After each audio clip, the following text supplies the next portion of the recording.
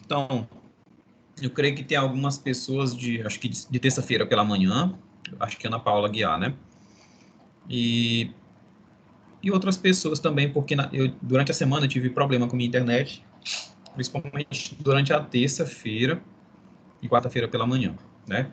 E aí, por conta desse problema da internet, eu marquei aula extra no sábado pela manhã, tá? E dei a opção para os alunos que não quisessem assistir a aula no sábado pela manhã, que assistissem nesses horários alternativos. Professor, nossa turma irá assistir hoje, tá? Na terça, pela manhã. Tranquilo. Certo? Então, vamos lá. Então, a nossa aula de hoje vai ser a última aula sobre o sistema imunológico, tá? E a partir da semana que vem, nós vamos falar sobre câncer. Então, vamos lá.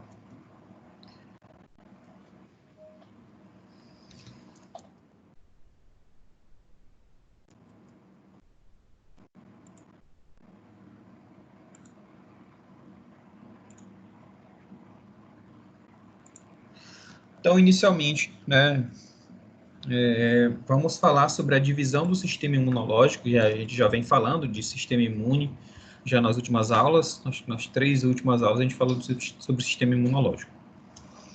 Então, a gente já viu, né, só fazendo uma revisãozinha, que o sistema imune ele é dividido, né, didaticamente em duas partes. O sistema imune inato, que ele é considerado não específico, né? Eu não gosto muito desse termo, de dizer que o sistema imune inato ele é não específico. Eu prefiro falar que ele é pouco específico, uma vez que as células de defesa do sistema imune inato, elas reconhecem padrões básicos de patógenos, né? Que a gente chama de PAMPs. O sistema imune inato é a primeira linha de defesa do organismo, né? É a primeira linha de defesa do sistema imunológico quando ele é invadido por micro-organismos. E o sistema imune adaptativo, ele é mais específico porque ele vai reconhecer especificamente aquele patógeno ao qual ele já está sendo apresentado. Ela é a segunda linha de defesa, ela só é ativada depois que o sistema imune inato foi ativado, é uma consequência da ativação do sistema imune inato.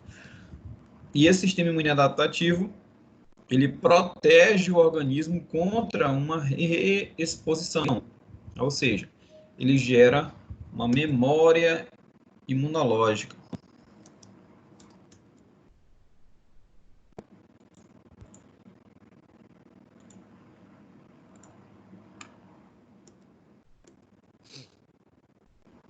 O sistema imune inato ele é dividido em dois componentes básicos. O componente celular, e aí nós temos as células fagocíticas que compõem essa parte celular do sistema imune inato.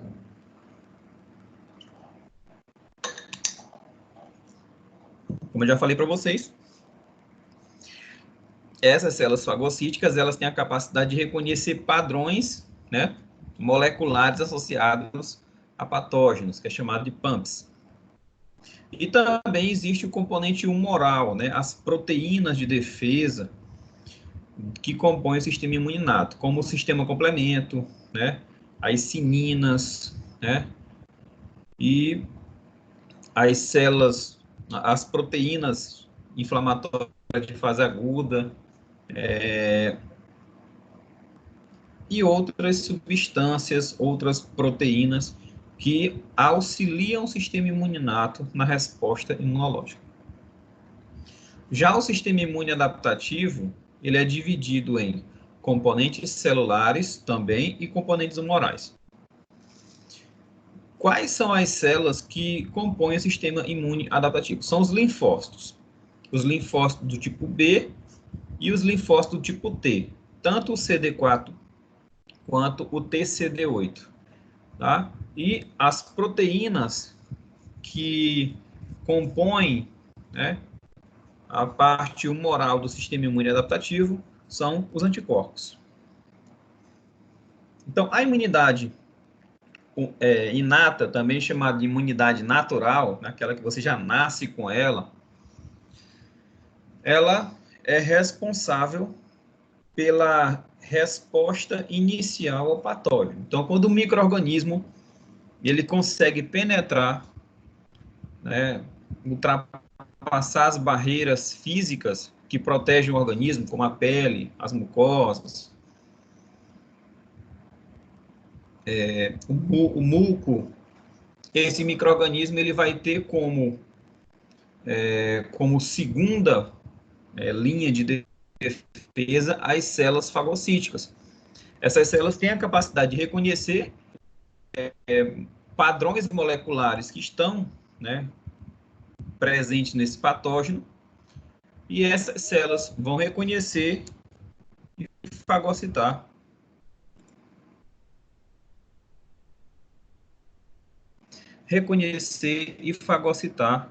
esse micro-organismo.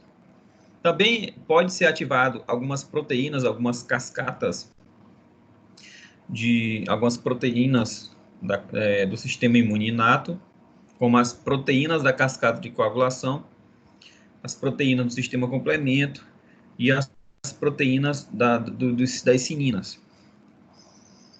Então, essas células de defesa fagocíticas, elas, depois de fagocitarem o micro-organismo, elas vão processar esse micro-organismo, elas vão digerir esse micro-organismo em fragmentos.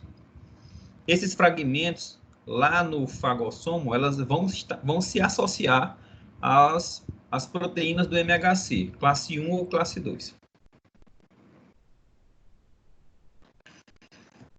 Tá? E aí, esses fragmentos do patógeno vão ser apresentados às células de defesa lá no linfonodo.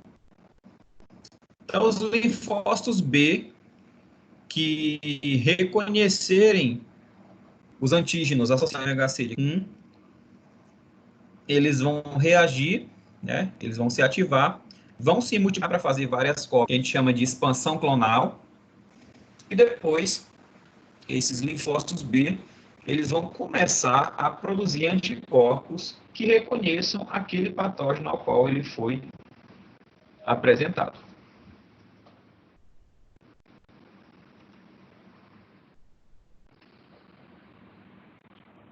De forma semelhante, o linfócito TCD8 também vai reconhecer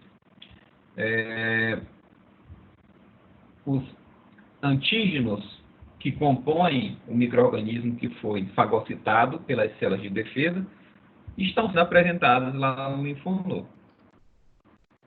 Então, todo o linfócito TCD8, esses antígenos como estranhos, eles vão também fazer expansão clonal, ou seja, eles vão fazer várias cópias dele mesmo para melhorar a resposta.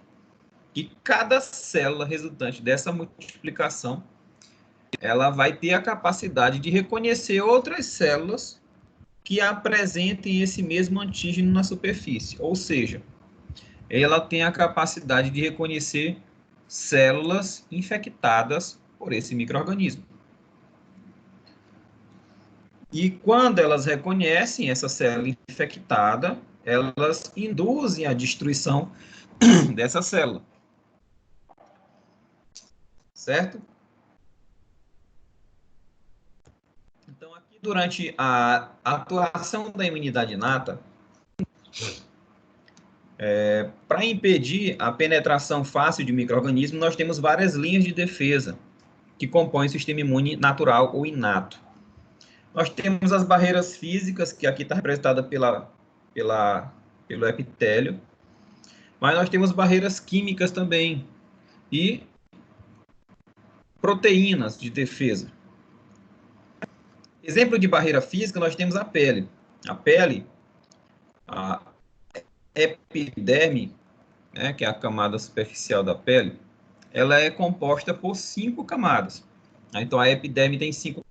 A camada mais externa da epiderme, é chamada de camada queratinosa, ela é formada por células mortas ricas em queratina.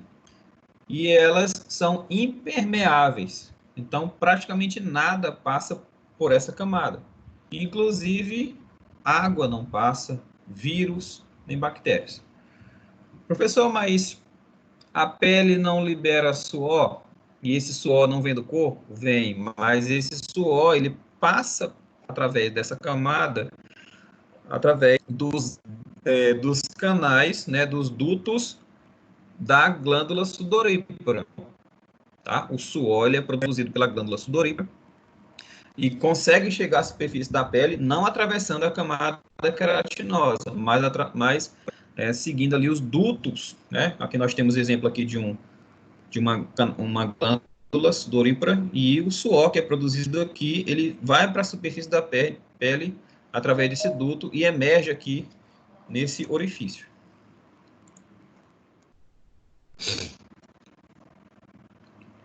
Então, essa pele, ela é uma barreira física. Micro-organismos não conseguem penetrar nossa pele, a não ser que essa pele esteja, né, com alguma lesão, tá? Um corte, uma irritação, né? Uma lesão de qualquer forma. Isso faz com que essa pele ela fique, ela se rompa em algum momento, e ali naquela ruptura ela vai servir como porta de entrada para outros micro-organismos, tá? Mas a pele íntegra, sadia, normal, ela é impenetrável. Outra barreira física que nós temos como exemplo é o muco, né? O muco, ele é uma mistura coloidal de proteínas e carboidratos que tem esse aspecto viscoso e transparente, parecido com clara de ovo. Então, essa substância, ela funciona como uma barreira física, porque o micro-organismo não consegue passar por dentro dela, devido à alta viscosidade.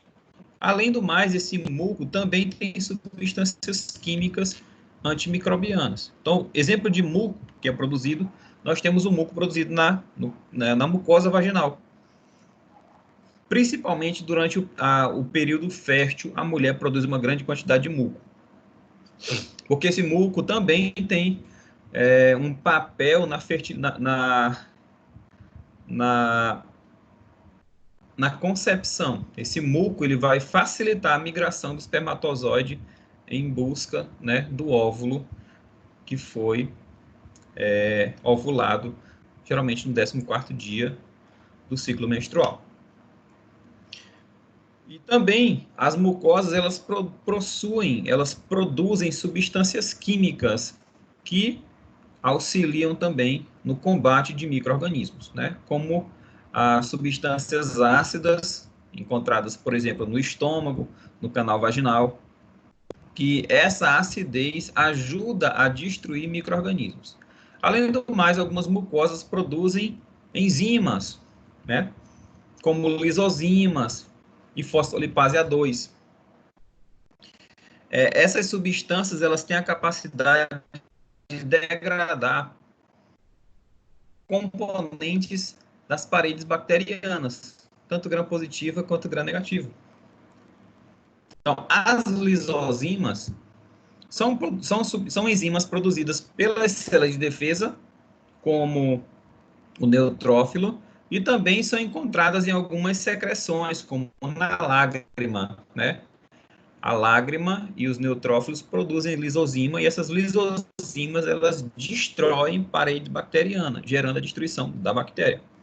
É um mecanismo de defesa, é uma substância química que tem a função de defesa. E existem também a produção de alguns peptídeos. Peptídeos são pequenas proteínas, curtas de aminoácidos, e esses peptídeos eles também têm característica antimicrobiana, como defensinas, catelicidinas, as estatinas. Esses peptídeos eles têm a capacidade de se misturar na parede bacteriana, formando poros, formando orifícios na parede, né, que faz com que esse micro-organismo ele comece a perder líquido interno e gera a destruição do micro-organismo também. Além do mais, as células de defesa elas possuem receptores que podem estar livres no soro, né, na parte líquida do sangue. Esses receptores também podem estar ligados na superfície da membrana plasmática das células fagocíticas. Também possuem ligados também na membrana plasmática e receptores ali nos vacúolos do citoplasma, como o fagossoma. Esses receptores têm a capacidade de reconhecer padrões moleculares associados ao patógeno. Exemplo de receptores. Nós temos o receptor para a proteína ligadora de mannose, também chamado de MBL, que é uma proteína que vai ativar o sistema complemento, que é uma proteína de defesa também. Receptores fagocíticos ligados à membrana, como a dectina 1, receptores de sinalização, como os Toll-like, e também receptores internos, tanto de membrana quanto de citoplasmáticos, nós temos os Toll-like. Então, exemplo, né? Quando um fungo ele penetra o organismo humano, esse fungo ele é composto por várias substâncias que são reconhecidas de forma diferente pelas células de defesa. Por exemplo, na célula de defesa tem um receptor chamado de dectina 1. Esse receptor ele vai reconhecer beta-glicano, que é um dos componentes do fungo, né? É uma molécula encontrada em células do fungo.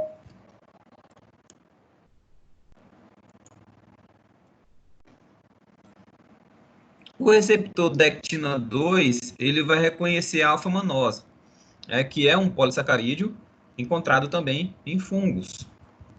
E o receptor Toll-like receptor, TLR, né, 2 e o 6 vão reconhecer também moléculas encontradas no fungo, como o peptidoglicano.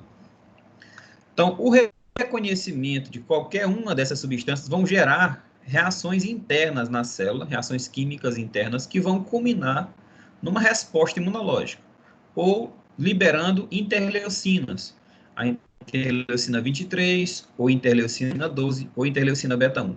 Percebam que o reconhecimento desses receptores vão gerar uma ativação de determinados genes lá do DNA. E esses genes eles vão codificar proteínas que são chamadas de interleucina.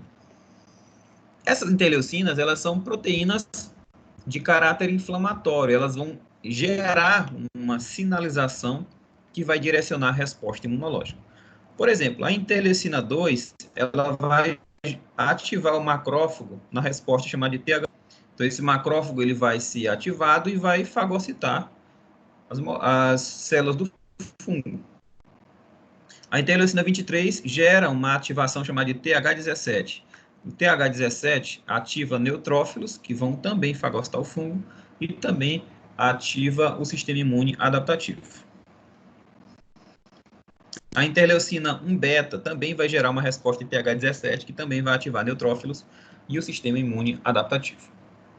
Tá? Então, existem vários receptores conhecidos como Toll-like, né?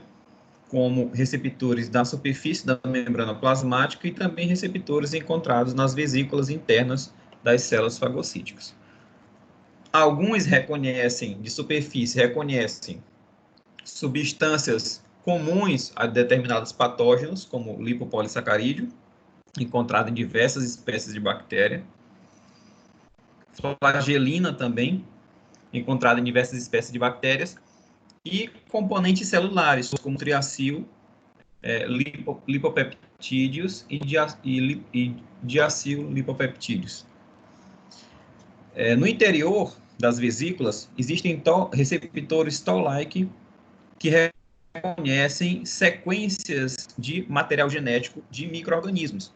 Então, DNA e RNA de micro-organismos são reconhecidos por esses receptores. Então, esse micro-organismo, né, vários micro-organismos, eles ficam a todo momento tentando invadir o organismo humano, né? Mas ele não consegue, na maioria das vezes, porque nós temos aqui barreiras naturais que compõem o sistema imune inato, como a pele, o suor, As gorduras das superfícies, né, produzidas por algumas glândulas, né, as glândulas sebáceas, as glândulas sudoríparas que geram, né, ácidos graxos, e a lágrima também, as ceras, a saliva, uma série de substâncias, uma série de barreiras que impedem a penetração fácil do micro-organismo. Mas nem sempre essas barreiras conseguem, né, barrar toda e qualquer tentativa. Algumas vezes, esses patógenos conseguem e, com sucesso, eles penetram o interior do organismo. E aí ele vai se deparar com outra linha de defesa, que são as células fagocíticas, as células do sistema imune inato, como a célula dendrítica e os macrófagos. A célula dendrítica, ela também vai reconhecer esse patógeno, e depois que ela reconhece, fagocita e processa esse patógeno, ele digere esse patógeno, ela vai apresentar os antígenos, né, as proteínas, os conteúdos, né, as substâncias que compõem esse patógeno às células de defesa. Ao mesmo tempo, essa célula dendrítica, quando é ativada, ela vai produzir uma série de substâncias químicas que são pró-inflamatórias, que vão gerar uma resposta inflamatória chamada de citocinas. Essas citocinas, elas vão gerar respostas inflamatórias, como a região inflamada fica mais dolorida, fica vermelha, fica inchada, né? Fica quente, né? Que a gente até falou nas aulas passadas dos sinais cardinais da inflamação. Essas citocinas, elas vão também estimular a ativação de mais células fagocíticas e potencializando aquele efeito inicial. Então, cada vez mais células fagocíticas migram para aquela região que está sendo invadida para somar a linha de defesa. E essas células também têm a capacidade de desprender do tecido, cair no vaso linfático e lá para o linfonodo apresentar esses antígenos, essas proteínas, essas substâncias que compõem o patógeno para as células de defesa, tanto o linfócito B quanto o linfócito T. Então, quando o patógeno, Professor, ele... Oi. No caso de pessoas diabéticas, por que que a inflamação, por exemplo, em qualquer ferimento neles, são mais agravados? O que acontece é o seguinte. Primeiro, o indivíduo que é diabético, ele tem dificuldade de circulação. Geralmente, ele tem problemas vasculares. Então, os tecidos dele não são nutridos de sangue como uma pessoa saudável. Então, se não vai sangue em quantidade ideal para determinados tecidos, se não vai sangue, não vai células de defesa. Então, o processo de inflamação ele é deficitário. Segundo, a cicatrização, que é um processo de reparo tecidual, ela depende de energia para acontecer. As células que vão fazer o reparo tecidual, elas precisam de energia para que esse reparo, para que essa cicatrização aconteça. E o diabético tem dificuldade de produzir energia a partir da metabolização do açúcar. O que o diabético tem? Então, a insulina é um hormônio responsável pela internalização da glicose. Então, a glicose que está do lado de fora, ela consegue entrar na célula através da ação da insulina.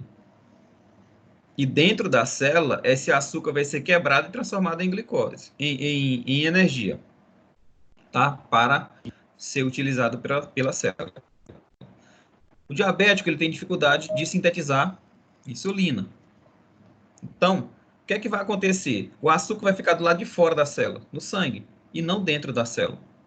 Por conta disso, essa célula do diabético tem dificuldade de produzir energia a partir da glicose. Ela vai produzir energia a partir de outros materiais, como gordura, né? Como proteína, como É por conta, basicamente, disso, que o diabético tem dificuldade de cicatrização, né? Devido a problemas vasculares e devido à alta taxa de açúcar no plasma sanguíneo e a dificuldade dessas células que participam da cicatrização de produzir energia. Certo, Ana Paula? Certo, certo, entendi.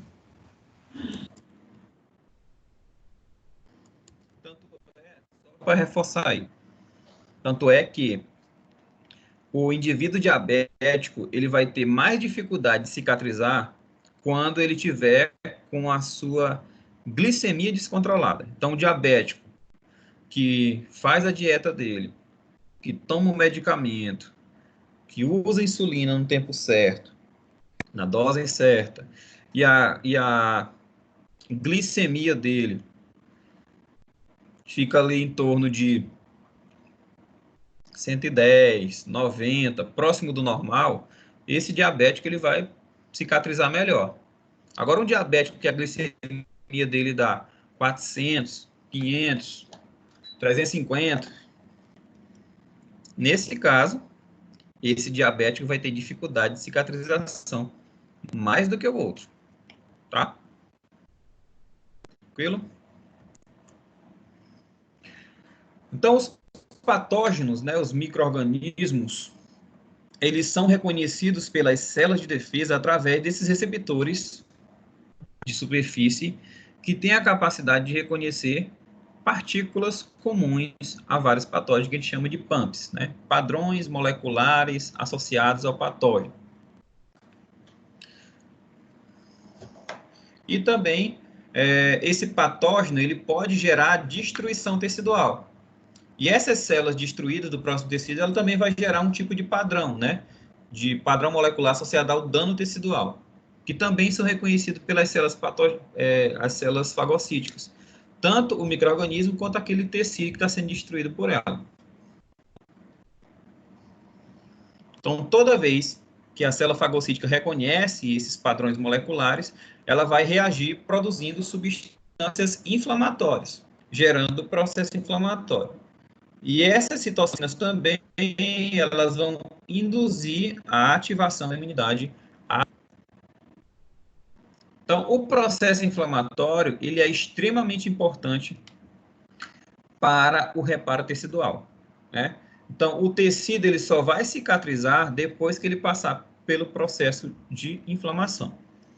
A inflamação é a primeira etapa do reparo tecidual. Então, todo tecido que foi danificado, né, por um trauma, por uma infecção, por uma contusão, né, por um corte, por uma laceração, aquele tecido que foi destruído, ele vai ser infectado, né, porque a pele foi destruída, e aquele tecido exposto vai ser infectado facilmente por micro-organismos.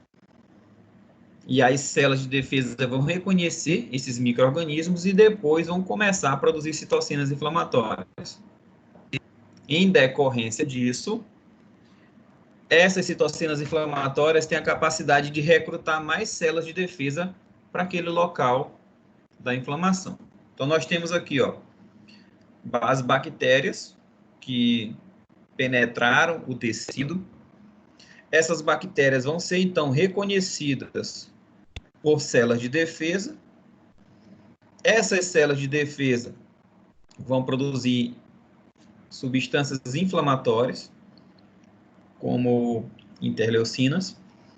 Essas interleucinas elas vão agir no vaso sanguíneo mais próximo, atraindo células de defesa para o local da infecção. Então, essas células de defesa elas vão migrar em etapas. Então, a primeira coisa que a célula de defesa vai fazer é um processo que a gente chama de marginação. Ela vai se aproximar da parede do vaso. Depois que ela chega próxima à parede do vaso, ela vai chegar a que a gente chama de adesão. Depois essa célula por essa parede do vaso, rolar uma velocidade mais lenta que o sangue. À medida que ela vai aumentando a força de ligação. entre ela e a parede do vaso, até que essa ligação seja muito forte e ela consiga ultrapassar a parede do vaso e chegar ao tecido inflamado.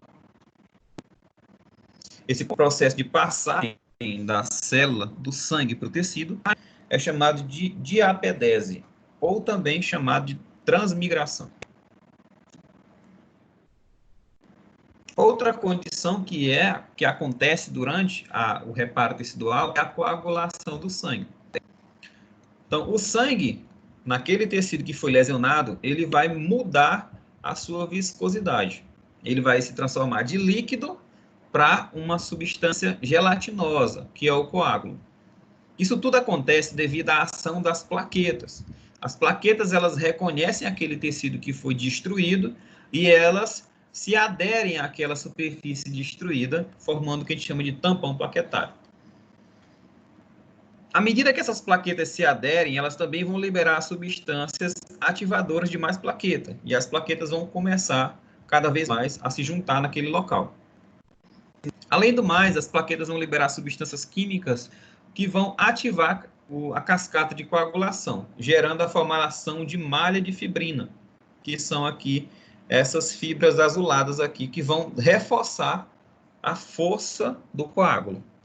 Então, esse coágulo, uma vez formado, ele vai ter duas funções muito importantes. Primeiro, ele vai impedir a perda excessiva de sangue causada pela destruição tecidual. E segundo, aqueles micro-organismos que estão dentro do coágulo, eles vão ficar presos, eles não vão conseguir mais sair. E isso ajuda bastante no controle da infecção.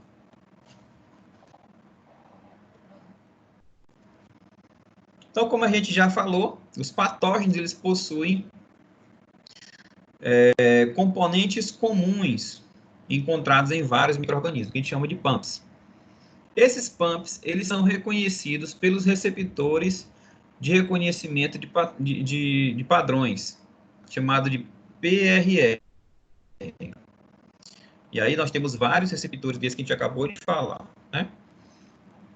Uma vez o micro-organismo sendo reconhecido pelo receptor da célula fagocítica, essa célula vai responder como? Produzindo substâncias pró-inflamatórias. E também fagocitando esse micro-organismo.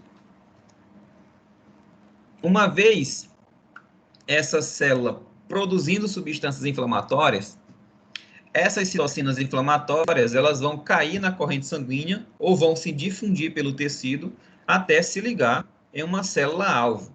Quando essa célula-alvo, ela reconhece, ela é influenciada pela citocina, ela é estimulada pela citocina, ela vai gerar um sinal interno que vai gerar a ativação de genes específicos do seu DNA, gerando efeitos biológicos específicos. Essas citocinas, elas podem ter três tipos de ações. Ela pode ter uma ação autócrina, uma ação parácrina e uma ação endócrina. Qual a diferença dessas três ações? A ação autócrina é quando a citocina produzida pela célula A vai agir na própria célula. Então, a célula que produz a citocina vai ser a mesma célula a ser estimulada. Ou seja, essa célula ela é, ao mesmo tempo, produtora de citocina e célula-alvo da citocina. Então, esse efeito é chamado de efeito autócrino, né? A célula que produz é a mesma célula a ser estimulada. A ação parácrina é quando uma célula produz citocinas e essas citocinas vão agir nas células vizinhas, tá? Nas células ali do mesmo tecido, próximas. Então, o efeito parácrino é quando uma citocina ela age ao redor, nas células próximas à célula produtora de citocina. E o efeito endócrino é quando uma célula produz citocina, essa citocina cai na corrente sanguínea e vai agir em uma célula muito distante, tá? Então, esse efeito, né, longo, né, é chamado de efeito endócrino. Inclusive, muitos hormônios têm esse efeito endócrino. Ele é produzido no tecido e ele cai na corrente sanguínea e vai agir numa região distante daquela célula produtora.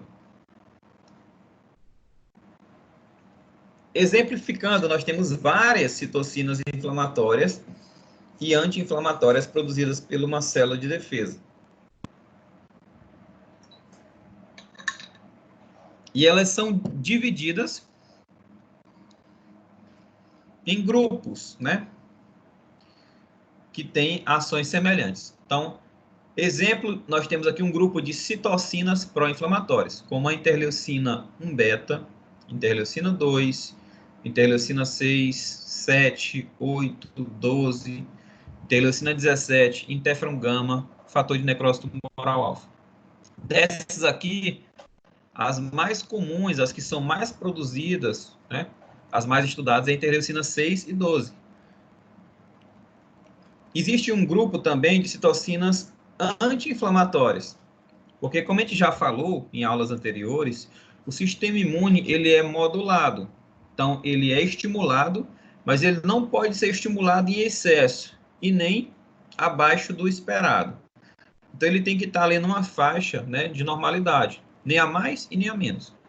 Então, para que ele não se ative demais, as células também produzem substâncias anti-inflamatórias para evitar a ativação em excesso.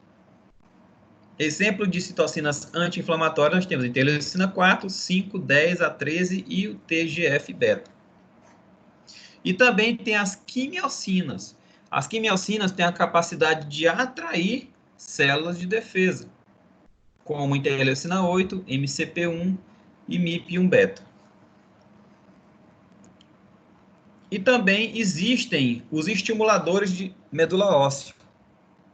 Quando a célula de defesa reconhece um patógeno, ela também vai produzir fatores estimulantes de colônia, que vai agir na medula óssea, induzindo a medula óssea a produzir mais células de defesa.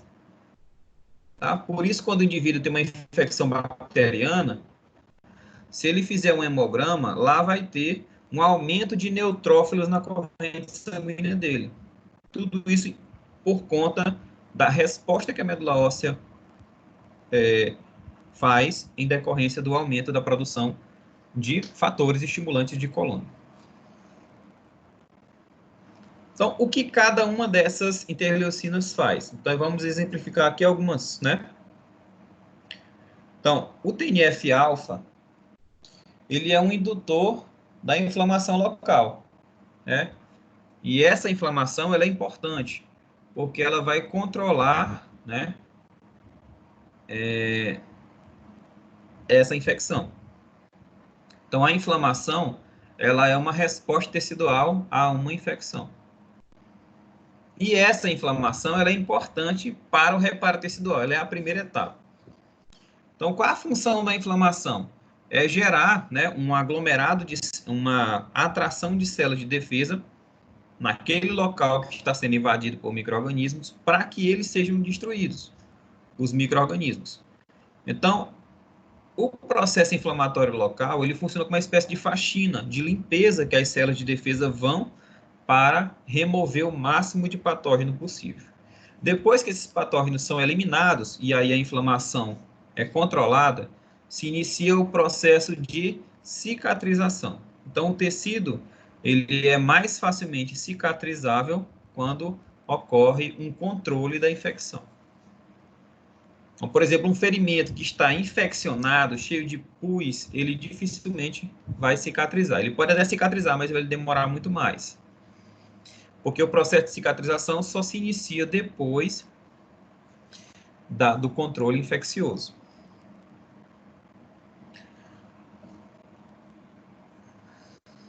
A interleucina 1, ela quando liberada no sangue, ela vai ativar o endotélio, que é a camada interna dos vasos sanguíneos, vai ativar também os linfócitos, né? E tudo isso para gerar uma destruição local dos micro-organismos, aumentando assim a capacidade das células efetoras, que são as células, os linfócitos T, CD8. Quando cai na corrente sanguínea, ela vai induzir a produção de interleucina 6, que gera febre. O TNF-alfa também gera ativação do endotélio vascular, aumenta a permeabilidade do vaso, ou seja, o líquido do sangue, ele começa a infiltrar no tecido inflamado, e aquele tecido inflamado começa a ficar inchado. O TNF-alfa, também chamado de fator de necrose tumoral alfa, também gera febre e também gera mobilização de metabólitos, né? Ele facilita a utilização de lipídios, carboidratos para produzir energia e ajudar no combate a micro-organismos. A interleucina 6, ela ativa os linfócitos e induz a produção de anticorpos. Também, quando cai na corrente sanguínea, ela induz a febre e também induz a coagulação do sangue, através da ativação do fator de ativação plaquetária, tá? PFA, é uma sigla em inglês.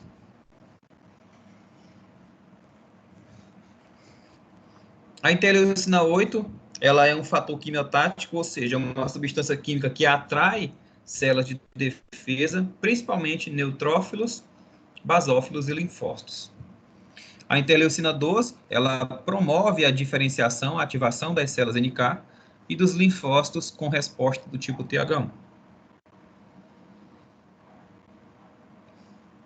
Aqui nós temos falando das quimiocinas, né, que vão ajudar também em algumas etapas do processo inflamatório, como, por exemplo, o recrutamento de células brancas de defesa. Algumas citocinas inflamatórias, elas auxiliam, né, na migração das células de defesa do sangue para o tecido, outras auxiliam na adesão das células de defesa e outras também ajudam na coagulação do sangue, na formação do trombo plaquetário.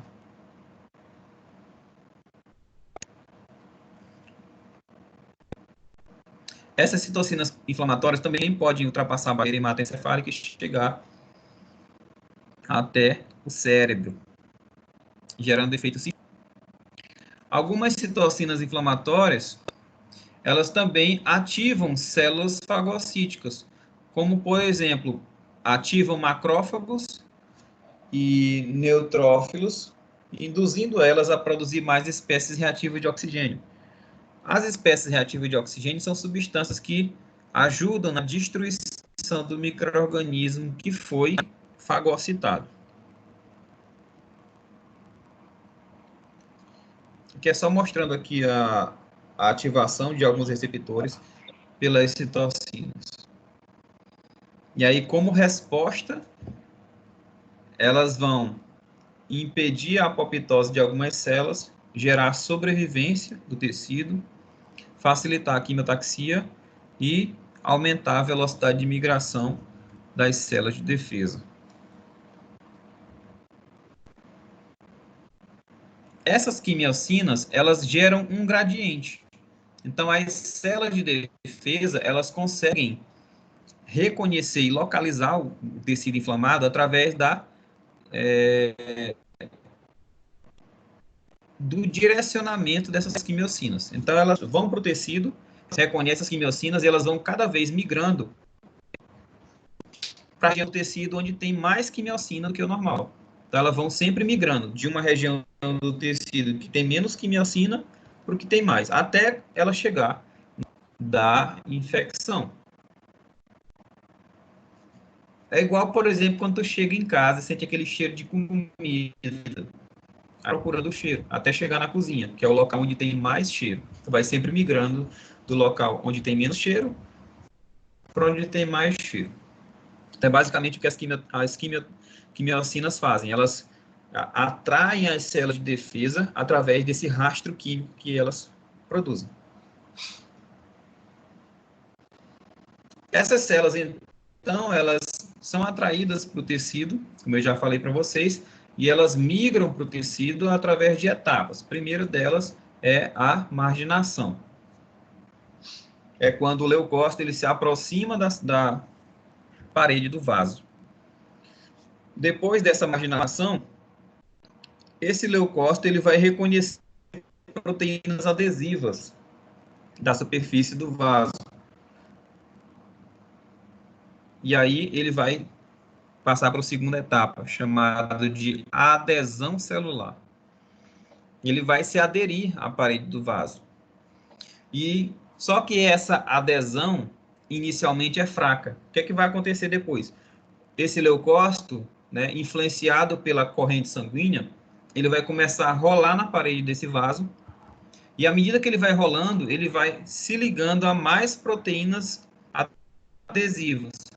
Então aqui, ó, inicialmente ele só tinha ligação com uma proteína, depois com duas, três, quatro, e à medida que esse rolamento acontece, a interação entre a célula de defesa e a superfície do vaso sanguíneo aumenta.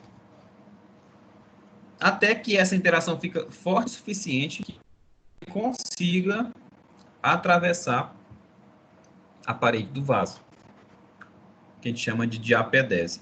E lá, no tecido, ele vai seguir o rastro químico das quimiocinas até chegar no foco da infecção e fagocitar os micro-organismos que estão causando a inflamação.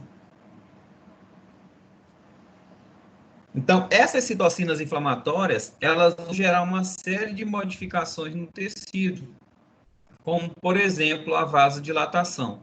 Os vasos sanguíneos ali próximos, eles vão se dilatar, né, para poder ir mais sangue, né, quanto o vaso sanguíneo se dilata, mais sangue chega àquele tecido. Se mais sangue chega, mais células de defesa também. Outro efeito, né, que as substâncias químicas produzem é o aumento da permeabilidade do vaso. Então, o vaso, inicialmente, ele era impermeável, ou seja, o líquido que estava dentro do sangue não ia para o tecido. Mas, quando ocorre a ativação do tecido pelas citocinas, esses vasos sanguíneos começam a apresentar fenestrações, ou seja, espaços entre as células. Em decorrência disso, o sangue começa a perder líquido para o tecido, e o tecido fica cada vez mais cheio de líquidos. E aí gera o edema, um inchaço tecidual. A liberação de substâncias químicas, substâncias inflamatórias, também induz a quimiotaxia, que é a migração de células de defesa do sangue para o tecido.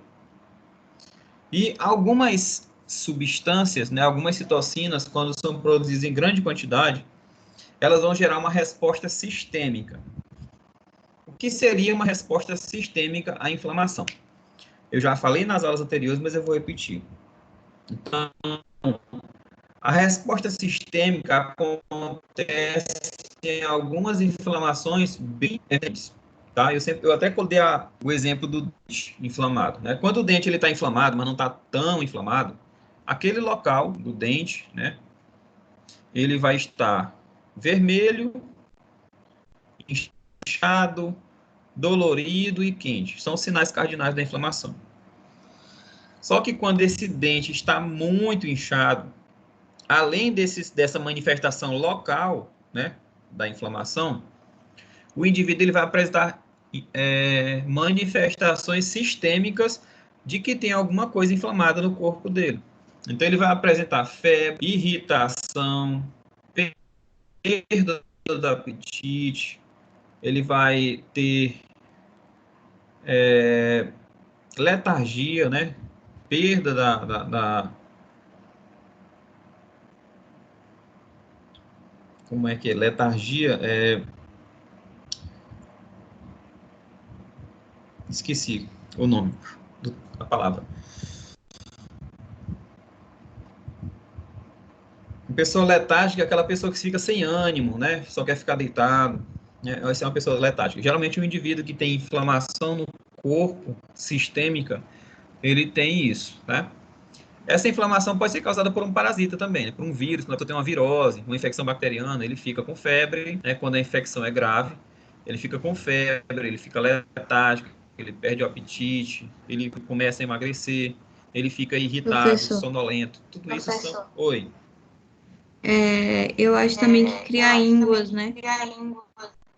Quando tá muito Sim, também inflamado, acontece. cria ínguas no corpo. Isso. Que nada mais é do que o aumento do linfonodo mais próximo. devido à multiplicação das células de defesa. Muito bem. Tá? Então, em resposta a essas substâncias inflamatórias, o fluxo de sangue vai aumentar no tecido, gerando aumento da temperatura e gerando vermelhidão. A permeabilidade dos vasos sanguíneos vai gerar liberação de fluido, que vai gerar o edema. E também a migração das células de defesa também auxilia no edema. E as substâncias químicas também vão gerar, né, que a gente chama de redução do limiar da dor. O tecido ele vai ficar mais suscetível a estímulos dolorosos. O indivíduo sente dor mais facilmente no tecido inflamado. Então, aqui nós temos os componentes celulares, o sistema imune inato, que a gente já até viu em outras aulas, como a célula NK. É uma célula que tem a capacidade de destruir células infectadas por vírus e também de tumores, e também lisar células estimuladas por anticorpos. Monócitos e macrófagos são células fagocíticas. Professor, e também são... Oi. Quando o senhor diz lisar células, o que significa? Destruir. Ah, tá. Se romper. Uma célula se rompe, né? Liso é o quê? É um quebrado, né? Então, a lise é uma célula que se rompeu, né? Ruptura da célula. É a destruição da célula. Então, o monócito ou macrófago são células fagocíticas e também são células apresentadoras de antígeno. Então, elas fagocitam o patógeno e vão apresentar esse patógeno lá para as células de defesa do sistema imune. Neutrófilos também são células fagocíticas e eles são especializados em combater bactérias. Os eosinófilos, eles têm a capacidade de destruir parasitas e também participam da resposta inflamatória. Os basófilos também participam da resposta inflamatória e os mastócitos, resposta inflamatória e alérgica. Então, como a gente já viu, essas células de defesa, todas elas são derivadas da medula óssea. 10% dos linfócitos circulantes estão na medula óssea. E as células NK, elas têm a capacidade de combater células tumorais e também células infectadas por micro-organismos. Uma vez reconhecendo uma célula tumoral ou uma célula infectada, aqui nós temos uma célula citotóxica, o linfócito TCD8, e aí quando ele reconhece uma célula que está modificada ou infectada por vírus ou um tumor, ele libera enzimas que vão gerar a destruição dessa célula, principalmente formando furos na membrana plasmática dessa célula. A célula NK, ela vai reconhecer a célula modificada através do reconhecimento do MHC de classe 1. E aí ela vai também destruir a célula infectada ou modificada, uma célula tumoral. Então, a célula NK, ela também tem a capacidade de reconhecer células que estão ligadas a anticorpos. Então, toda célula que estiver ligada a anticorpo, a célula NK reconhece que essa célula está ligada a anticorpo e libera substâncias químicas que geram a morte dessa célula. E professor? Oi. A radioterapia ou a quimioterapia, eu não sei. Eu não sei qual é a que faz esse tipo, é um exemplo do que o senhor estava falando. Quer dizer, pode ser um exemplo do que o senhor estava falando? A quimioterapia ou a radioterapia? Ou Exemplo não entra nesse caso? Não, porque o senhor estava falando que volte ao slide anterior. Que as células elas vão se ativar, né? e aí vão matar as células tumorais. Não sei se foi isso, mais ou menos. Uhum. E aí, nesse caso, eu queria saber, fazendo uma quimioterapia ou uma radioterapia, onde é que poderia entrar, se isso poderia ser um exemplo desse caso aí, entendeu?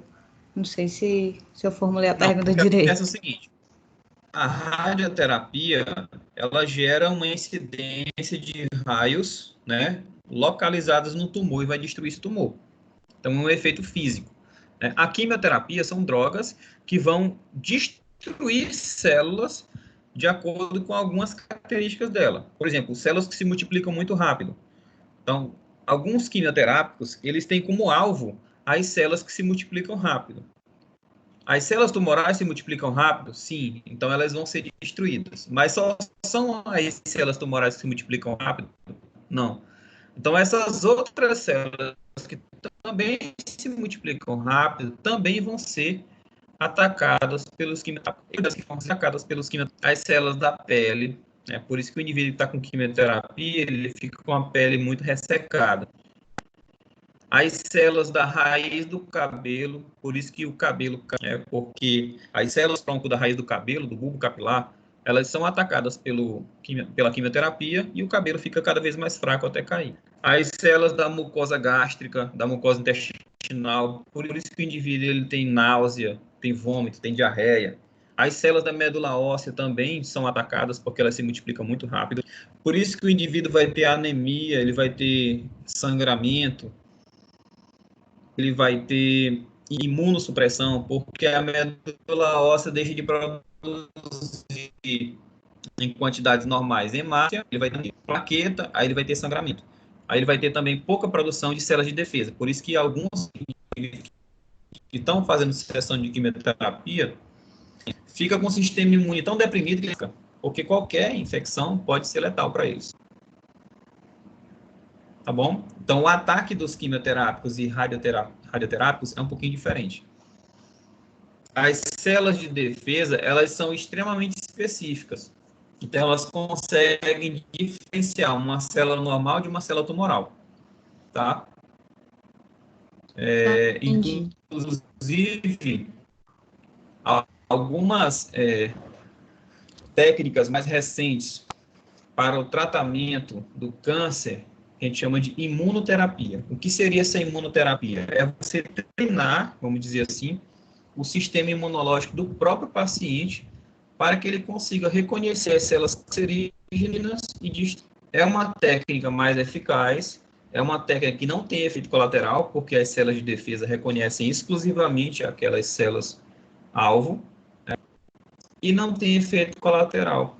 Porque o que é que causa o efeito colateral de qualquer medicamento? É a inespecificidade da droga. Por que às vezes o indivíduo ele toma um medicamento para dor de cabeça e tem prurido? Porque ele vai agir em outro local. Por que o quimioterápico tem efeito colateral? Porque além de atacar as células tumorais, eles atacam células sadias. E aí, à medida que ele vai atacando essas células sadias, eles vão gerando efeitos indesejados, que são chamados de efeitos colaterais. Então, a célula NK que reconhecer, por exemplo, uma célula infectada por vírus.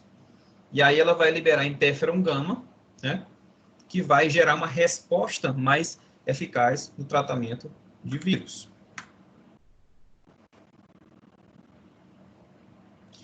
Então, aqui nós temos a célula dendrítica, né, aquela célula de defesa lá da imunidade inata, reconheceu o patógeno,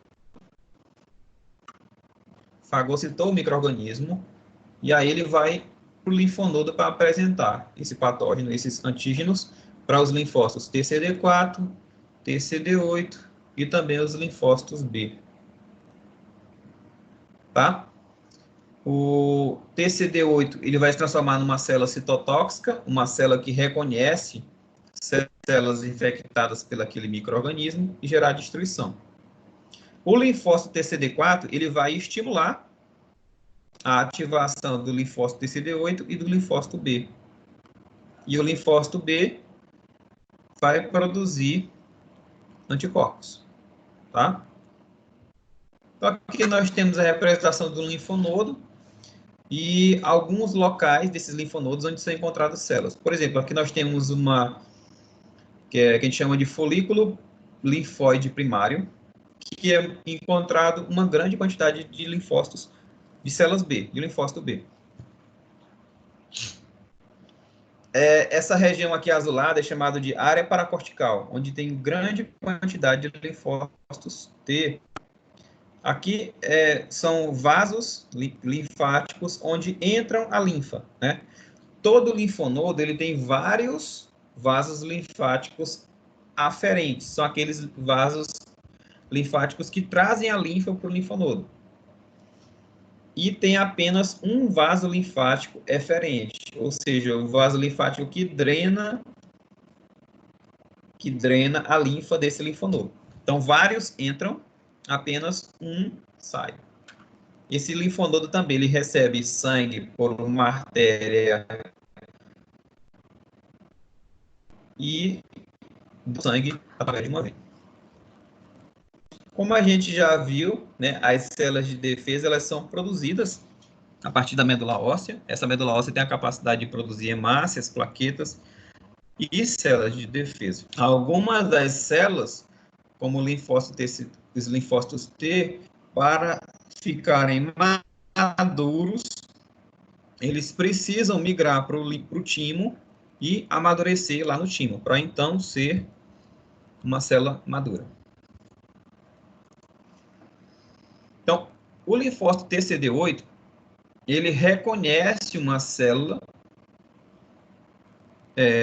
que está contaminada com o patógeno. Por que ele reconhece? Porque essa célula contaminada, ela começa a expressar na sua superfície antígenos, né? Fragmentos de proteínas no MHC de classe 1. Então, essa célula reconhece que esse antígeno é estranho e, em resposta a esse reconhecimento, essa célula T citotóxica ela libera perforinas e granzimas. Essas perforinas e granzimas elas vão gerar poros, furos, orifícios na membrana plasmática da célula e vai gerar a destruição dessa célula. Certo?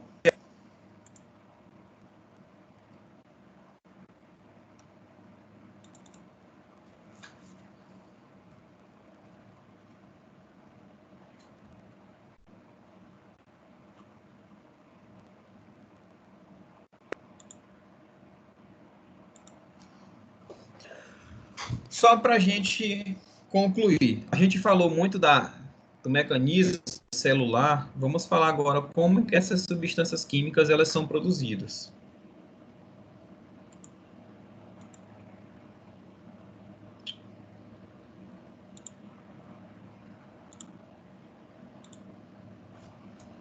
Então, ó, vamos falar um pouquinho da cascata da inflamação.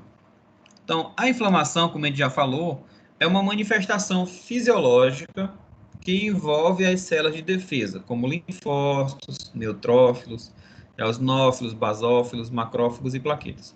Em resposta da ativação dessas células de defesa, o tecido inflamado ele vai manifestar o que a gente chama de sinais cardinais da inflamação, como vermelhidão, aumento da temperatura, inchaço, dor. Esse tecido ele vai ser infiltrado por células de defesa, ele vai ter um acometimento na sua função, ou seja, ele não vai conseguir, esse tecido inflamado, ele não vai conseguir executar a sua função de maneira, na sua integralidade. E se essa inflamação, ela for muito forte, né, tiver um estímulo muito exacerbado, ele pode, né, fazer com que o indivíduo ele tenha manifestações sistêmicas dessa inflamação. A principal delas é a febre, né? Então, aqui nós temos exemplo de um processo que causa inflamação, né? O tecido epitelial, ele foi acometido, ele foi destruído através de um objeto aqui, mais ou menos uma farpa, né? Essa farpa, ela rompeu a membrana, a pele, e rompeu o vaso. E essa farpa, ela veio contaminada com micro-organismos. Esses micro-organismos conseguiram penetrar o tecido, e aí esses micro-organismos eles foram reconhecidos pelas células de defesa. Essas células de defesa começaram, então, a produzir citocinas inflamatórias. E a função dessas citocinas é o quê? Atrair mais células de defesa para o local da inflamação. Então, as células de defesa do sangue, do capilar mais próximo, começam a migrar para o local da inflamação. E aí o que acontece? Essa inflamação, ela tem duas faces. Ela tem um lado que é benéfico, né? E um lado que não é bom para o organismo. Qual o benefício da inflamação? Primeiro, a inflamação ela é importante porque ela vai proteger o organismo, ela vai gerar um estímulo, um recrutamento de células de defesa lá naquele tecido que está sendo lesionado e vai, né, através desse estímulo,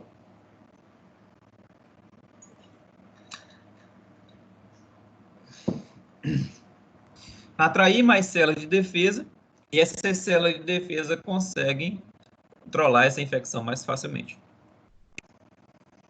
Outro benefício é que a inflamação ela aumenta a perfusão local. Ou seja, ela aumenta o volume de sangue que chega no tecido. E se esse sangue vai com mais volume para o tecido inflamado, consequentemente, mais células de defesa conseguem chegar ao tecido. Outra condição que a inflamação gera como benefício é a coagulação do sangue. Então, esse coágulo, o sangue coagulado naquele tecido, ele impede a proliferação de micro-organismos. Aquelas bactérias, aqueles micro-organismos que estão aprisionados no interior do coágulo, eles não conseguem se disseminar. E a inflamação é importante porque ela vai possibilitar um reparo tecidual. Aquele tecido que foi destruído, que foi lesionado, que causou inflamação, ele vai ser reparado através de uma cicatrização ou de uma regeneração. Mas quais são os malefícios que a inflamação pode trazer? Primeiro, ela vai gerar uma lesão temporária ou permanente daquele tecido que está inflamado. Segundo, ela pode gerar uma reação exagerada, uma ativação exagerada do sistema imunológico, causando o aparecimento ou de alergias ou de hipersensibilidade.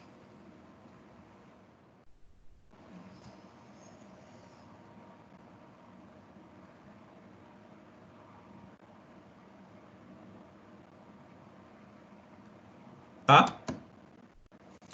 Então, mas como que as células produzem substâncias inflamatórias? Primeiro, toda vez que a célula receber um estímulo, né, ela reconhecer aquele patógeno, a membrana plasmática da célula de defesa, ela é composta por lipídios, na verdade, fosfolipídios.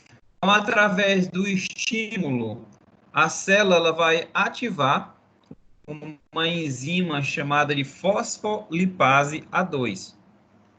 A função dessa enzima é quebrar esses fosfolipídios de membrana em pedaços de 20 átomos de carbono, chamados de ácido araquidônico.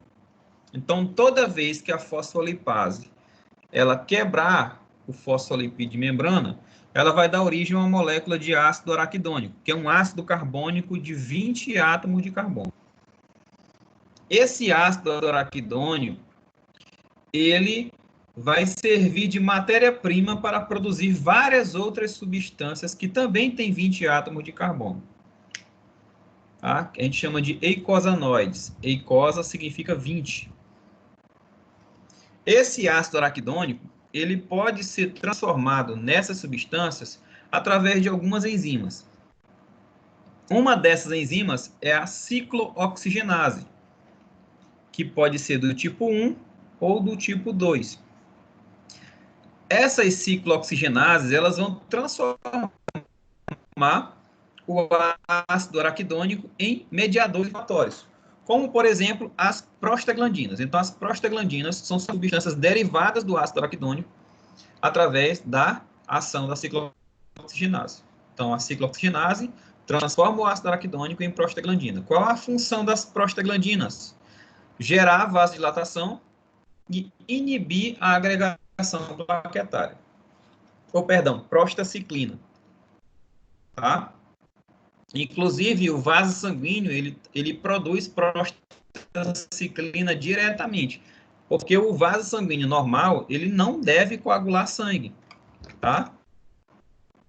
Ele deve impedir a coagulação do sangue, porque se um vaso sanguíneo normal começar a coagular o sangue, o indivíduo vai ter trombose. E ele só pode coagular o sangue em estímulos inflamatórios. Então, outra coisa que o ácido araquidônico pode ser transformado é em prostaglandinas. Então, as prostaglandinas são substâncias pró-inflamatórias, porque elas que vão gerar dor, né, no tecido inflamado, elas que, quando caem na corrente sanguínea, vão gerar febre, elas também vão gerar vasodilatação, porque elas vão melhorar a perfusão do tecido, vai mais sangue para aquele tecido inflamado, elas vão inibir a agregação plaquetária, inibir a secreção de ácido gástrico, aumenta a secreção de gástrica e muco. Inclusive, tem alguns medicamentos que são prostaglandinas modificadas. Né? Por exemplo, um medicamento chamado de misoprostol. O misoprostol, ele é o princípio ativo do Cytotec.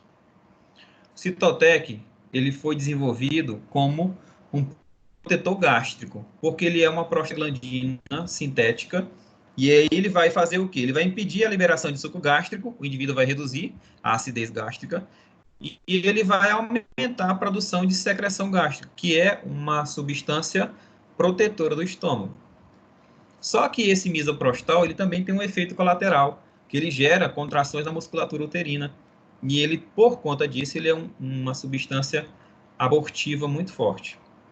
Então, o misoprostol, ele foi desenvolvido para tratamento de gastrite, mas ele também é utilizado, né, devido ao seu efeito que a gente chama de efeito off-label, que é o efeito secundário.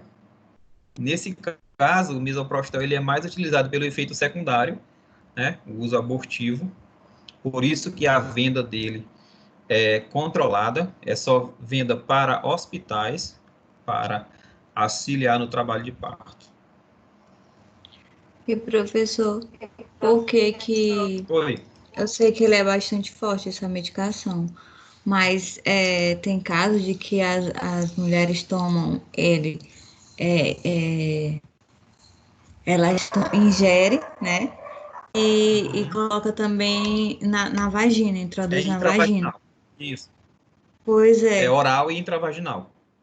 Isso. Aí é para justamente o efeito ser mais... Sim. Porque como o efeito dele é na musculatura uterina, a via intravaginal vai potencializar esse efeito. Vai ter mais medicamento ali para induzir essa contração uterina. Professor, Entendi. outra coisa também que observa aí, você falando sobre esse processo inflamatório, eu vejo muito Sim. também, assim, os médicos falarem, como, por exemplo, antigamente a gente via muito, assim, falar sobre o CA hereditário. Hoje, devido ao crescimento, ao grande número de crescimento, a gente se destaca principalmente nos processos inflamatórios. Pessoas que pegam BAC, que com o tempo vai evoluindo, né? Porque eu vejo eles sempre falarem também que a gente possui células cancerígenas no nosso corpo, certo? No início da sua aula, você começou a falar sobre o sistema imune inato, que a gente já nasce com ele. A minha pergunta para você é o seguinte, por exemplo, o caso de bebê, que quando eu trabalhei na Aldenora Belo, eu via muito isso. A criança, bebê, que já vem com leucemia. Então, Sim, eu fico me perguntando, meu Deus, esse processo dele, então, já foi já desde a gestação. Em cima dentro de da quê? barriga da Em cima mãe. das células, o quê? Fagocíticas ou foi humoral, proteínas de defesa? Porque se ele já nasce com a defesa já baixa e ele já vem com um processo, né, de um carcinoma, às vezes eu vi Sim. também crianças com linfoma de Hodgkin, outra com osteosarcoma, você entendeu? CA de cabeça e pescoço. Então, a minha Retinoblastoma. Pois é, então a minha pergunta para você é em cima disso. A defesa, o que é? Isso é o quê? Na gestação, é isso? Isso. Ó, o que acontece é o seguinte, né? Como, como eu falei para vocês, a todo momento, né? Diariamente nós temos células que são transformadas malignamente no nosso corpo. Professor, mas É. por que a gente não tem câncer direto? Graças a Deus nós temos células de defesa que conseguem reconhecer essas células cancerígenas e destruir, neutralizar. Só que algumas células, elas conseguem escapar do sistema imune. Né? Por que algumas células neoplásicas, elas conseguem não ser destruídas pelo sistema imunológico e gerar um câncer? Porque algumas células, elas conseguem adquirir uma estratégia que a gente chama de mecanismo de escape tumoral. Elas conseguem se esconder do sistema imunológico. Um dos mecanismos é não expressar proteínas aberrantes na superfície. Como é que as células de defesa reconhecem uma célula neoplásica? Quando elas começam, a célula neoplásica ela vai apresentar proteínas aberrantes na superfície. E aí essa proteína aberrante é reconhecida pela célula de defesa e destrói essa célula neoplásica. Mas algumas células não são reconhecidas porque elas não produzem, não expressam proteínas aberrantes. Elas produzem, mas não expressam na superfície. E aí o sistema imunológico não consegue reconhecer. Ela meio que se esconde do sistema imunológico. Isso pode acontecer até na vida intrauterina. É raro de acontecer? É, mas acontece. Criança já nasce com câncer, já nasce com leucemia. Já vi casos também de crianças de terem leucemia congênita, já nascer com essa doença. Outra coisa, professor, também, porque eu vejo também muita coisa. Sim. Por exemplo, paciente quando faz uma biópsia, aí dessa biópsia já vem o resultado. Então, às vezes, quando o CA dele está em nível inicial, ele ainda dá chance de uma quimioterapia, uma imune, uma rádio, dependendo do CA dele, ele ter Sim. um progresso, né? Agora, quando o exame histopatológico dele já acusa metástase, isso que eu queria saber por que até hoje a medicina não evoluiu em cima disso, dessas células. Elas são diferenciadas das comuns, porque a gente sabe que quando o paciente está com metástase, o médico vai ter que ver, dependendo do tipo de CAD, por exemplo, se for uma mulher de mama, aí é arriscado ter mama e ovário. Se for próstata, às vezes o homem ele pode ter os linfonódulos, certo? Ele pode avançar para o aparelho urinário, ele vai para o pulmão. Então, a minha pergunta é isso. Não existe um tipo de tratamento, porque, às vezes, muito paciente, professor, ele não... a quimioterapia, a rádio, às vezes, não funciona para esse tipo de tumor. Então, eu queria saber o que que há. No caso, são É, células que se primeiro, multiplicam... radioterapia e quimioterapia não é recomendada para todo tipo de tumor, né? O que acontece é o seguinte, a gente vai ver nas próximas aulas, as etapas da evolução da neoplasia, né? Que tem a mutação inicial e depois tem a promoção, né? Que quando essas células, às vezes a célula neoplásica inicial, ela sofre uma mutação genética e ela começa a se multiplicar de maneira mais rápida e aí vai tendo os estímulos, né? Que vão complicar, vamos dizer assim, aquela neoplasia. Um indivíduo que fuma demais, ou um indivíduo que toma muito sol. Então, aquele estímulo direto, todo dia, vai acelerar o processo, até que essas células recebem uma nova mutação. E aí, as células começam a se multiplicar de maneira mais rápida. O que acontece é o seguinte, que existem tumores, né, que de acordo com as suas características, eles são considerados benéficos, né, tumor maligno ou benigno. O tumor maligno, ele não é localizado. O tumor benigno, ele é bem redondinho, bem encapsulado. Você consegue delimitar onde está o tumor e onde está o tecido normal. E o médico consegue remover cirurgicamente aquele tecido. Ele tem uma cápsula que envolve uma cápsula fibrosa que envolve o tumor. Ele é bem localizado. Já o tumor maligno, não, ele tem ramificações que às vezes a olho nu você não consegue ver que tem ali uma invasão de células tumorais no tecido adjacente. E outra característica do tecido do tumor da neoplasia maligna é que ela tem a capacidade de metastasiar. O que é metástase? É quando um pequeno grupo de células se destaca desse tumor, cai na corrente sanguínea, e esse pequeno grupo de células vai se localizar, vai migrar para um outro local e vai gerar um novo tumor, tá? Mas aquele tumor, ele é o tumor igualzinho que está no foco original. Então, câncer de mama, por exemplo, o tecido neoplásico, o câncer, ele pode metastasear, cair na corrente sanguínea e migrar para outro tecido. Pode ir para os linfonodos aqui, tá? Pode ir para o ovário, pode ir para os linfonodos aqui da região dos linfonodos subaxilares. Por isso que quando o médico, quando ele faz a mastectomia, né, que ele faz a mastectomia total, ele remove também todos os linfonodos aqui subaxilares, porque pode acontecer de um pequeno nódulo ali ter metastasiado para o linfonodo. E se aquele linfonodo não for removido, vai gerar um novo foco, né? E aí, dependendo do tipo de câncer, a gente diz que alguns cânceres têm uma certa predileção de metástase, ou seja, câncer de mama muita chance de metastasiar para o ovário. Então, cada tipo de câncer ele tem uma predileção de metástase. Geralmente, os tecidos que sofrem metástase são os tecidos que têm muitos vasos sanguíneos. Por exemplo, o câncer de pâncreas, ele migra muito para o fígado, né? Metastaseia para o fígado. Câncer de pulmão, aí pode migrar para a medula óssea, pode migrar para o cérebro, série de locais. Certo. Certo? Tranquilo? E só na última dúvida, tranquilo. Professor, sobre, por exemplo, o exame de sangue, o hemograma. Nós vamos ver com você futuramente como a gente saber a leitura de um hemograma. Tipo, eu tenho que me preocupar quando os leucócitos estão muito altos. É uma coisa assim que eu fico em dúvida. Tipo assim, a gente está com processo anêmico. O que acusa isso? É os leucócitos, é? Ou o que é? Num exame de hemograma. Eu falei disso há umas 7 aulas atrás. Então, essa aula sua, 7 aulas atrás, eu não estava. Mas eu quero dizer que futuramente a gente pode ver isso na sala com você, a gente saber decifrar um exame de hemograma. Sim. Tá certo. Viu? Eu até fiz uma aula sobre isso, sobre interpretação de hemograma. Eu falei como que se deve analisar um hemograma. Eu não assisti, não. Tá. Dá uma olhada no portal, se eu não me engano, acho que é a aula 6 ou 7. Tudo bem. Tá?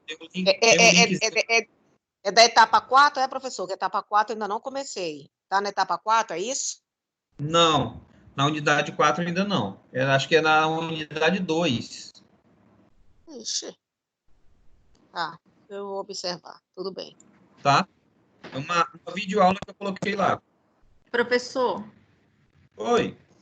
Eu não estou conseguindo acessar as videoaulas anteriores que o senhor deu. Todas elas estão assim, não estão abertas, entendeu? Como se tivesse sido tirada. Quando foi que tu olhou? Eu olhei ontem. Mas já está disponível.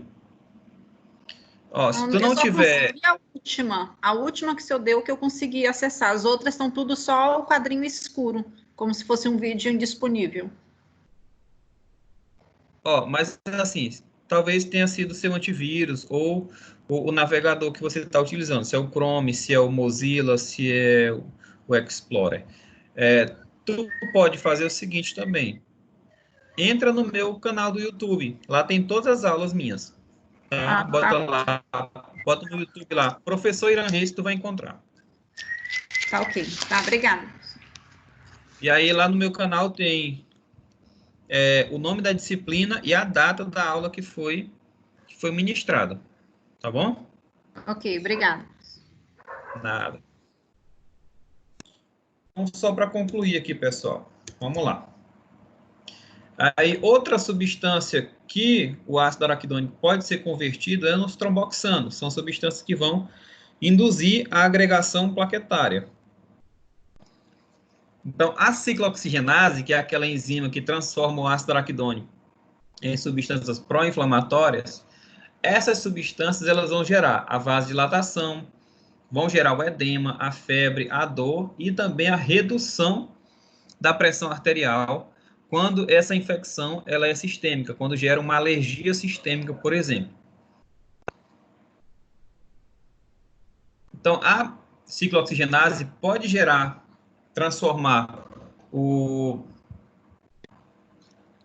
ácido araquidônico em prostaciclina. A função da prostaciclina é gerar vasodilatação, inibição da agregação plaquetária, a nocicepção aumentada, que é a sensação de dor, e proteção gástrica. O tromboxano gera vasoconstrição e ativação da coagulação sanguínea. Existe outra enzima que também age transformando o ácido araquidônico, chamado de lipooxigenase. A lipooxigenase vai transformar o ácido araquidônico em outro grupo de substâncias chamado de leucotrienos. Os leucotrienos, eles têm um efeito semelhante à histamina, que é a substância liberada pelo mastócito que causa a alergia. Então, esses leucotrienos, eles vão ter efeito similar à histamina, só que um efeito mais duradouro e mais forte. Então, os leucotrienos, eles vão gerar uma resposta, semelhante à histamina, só que por um período mais duradouro. Então, vão gerar vasodilatação, broncoconstrição, aquela dificuldade respiratória causada pelo processo alérgico, é estimulada pelos leucotrienos. Quimiotaxia, que é a migração das células de defesa para o local. Hipotensão e disritmias cardíacas quando são injetadas via intravenosa. Quando você pega uma lipooxigenase e injeta na veia do paciente, ele vai ter uma queda na pressão arterial e uma arritmia cardíaca. E esses leucotrienos, eles têm um efeito similar à histamina, só que eles são muito mais potentes. O organismo, ele produz dois tipos de ciclooxigenase, a COX-1 e a COX-2. O tecido, ele produz ambas. Só que a COX-1, ela é produzida continuamente. Tá? Essa COX-1 ela é importante para gerar a produção de substâncias pró-inflamatórias e manter o sistema de vigilância, manter o sistema imune funcionando. Agora, a COX-2 ela só é produzida em processos patológicos, em inflamações patológicas. Tá? Então, quando o indivíduo tem uma inflamação, o ideal é bloquear o efeito da COX-2 e manter a COX-1 funcionando, porque ela é um efeito fisiológico, é um efeito protetivo do organismo. Tá? Então, os lipídios que são encontrados na membrana plasmática, eles são transformados pela fosfolipase A2 em ácido araquidônico.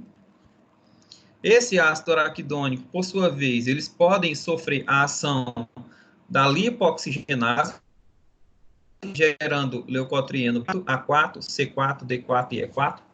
Ou o ácido araquidônico pode sofrer, além da ação da lipooxigenase, ele pode sofrer a ação da ciclooxigenase, que pode ser a COX-1 ou COX-2.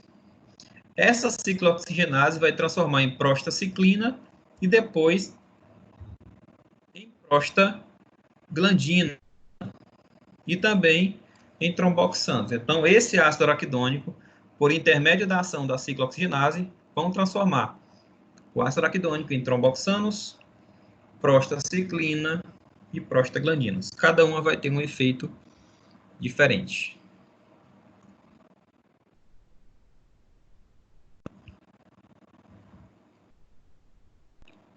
Ok. Oi. Então, essas substâncias todas, prostaciclina, prostaglandina, leucotrienos, todas elas têm 20 carbonos. Por isso que elas são chamadas, né, genericamente de eicosanoides. Os eicosanoides são ácidos, né, carboxílicos de 20 átomos de carbono. Todos eles têm 20 átomos de carbono. Então, nós vimos aí que a ciclooxigenase ela transforma o ácido araquidônico em substâncias pró-inflamatórias. E aí vem os anti-inflamatórios, os medicamentos que impedem a inflamação. Os anti-inflamatórios, eles vão inibir justamente essas enzimas ciclooxigenase. Então, existe, por exemplo, uma classe de medicamentos chamados de anti-inflamatórios não esteroidais, ou AINE, né? Exemplo de anti-inflamatórios não esteroidais. Nós temos aí paracetamol, dipirona, diclofenaco, nimesulida, ibuprofeno. Todos esses medicamentos de venda livre na farmácia, que não precisam de receita, que servem para dor, inflamação e febre, eles são anti-inflamatórios não esteroidais. Tá? Eles vão... Qual o mecanismo de ação dele? Como é que eles vão ter o seu efeito? Porque eles vão bloquear o efeito dessas enzimas, impedindo a produção de substâncias pró-inflamatórias. Então, se ele impede a produção de substâncias pró-inflamatórias, eles vão impedir a inflamação, eles vão reverter a inflamação. Geralmente, os anti-inflamatórios não esteroidais, eles têm efeito triplo, né? Eles reduzem a inflamação, eles reduzem a dor, né? Porque a dor é causada pela inflamação, e reduzem também a febre, porque a febre também é causada pelo processo inflamatório. Então, os anti-inflamatórios não esteroidais, eles têm esses três efeitos: analgésico, anti-inflamatório e antitérmico.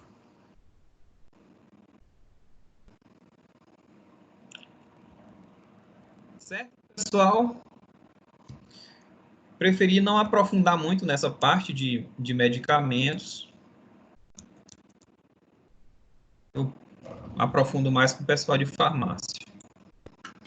Professor, Mas deu para